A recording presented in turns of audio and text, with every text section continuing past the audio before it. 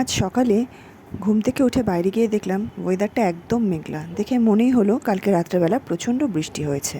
তারপর আমি চলে এলাম ঘরে। ঘরে এসে দেখলাম যে আমার ছেলে তখনও ঘুম থেকে উঠবে উঠবে করছে। তাই ভাবলাম ও ওঠার আগে চা বা কফি কিছু একটা খেয়ে নিই সকাল সকাল। তো দেখলাম মা অলরেডি তখন চা নিয়ে বসে গেছে এবং গভীর চিন্তায় মগ্ন যে সারাদিনে কী রান্না করবে। এটা আমার মায়ের একটা খুব বড় চিন্তা থাকে সব সময়।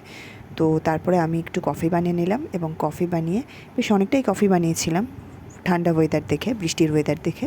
তো সেই কফিটা খেয়ে নিলাম। বিকেলবেলা একটু আমার ছেলের সাথে খেলা করছিলাম। ও ঘুম থেকে খুব তাড়াতাড়ি আজকে উঠে গিয়েছিল, তো ভাবলাম একটু খেলা করি ওর সাথে।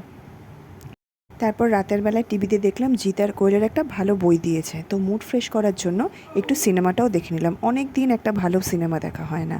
আর সেই সময় মাকে বললাম রাতে আমাদের ডিনার করার আগে আমার ছেলেকে একটু যেন ঘুম পাড়িয়ে দেয়। তো মাও আমার সাথে বসে বসে টিভি দেখছিল, জিতের সিনেমাটা, আর ওকে ঘুম পাড়াচ্ছিল। এইভাবেই আমার আজকের দিনটা শেষ হলো।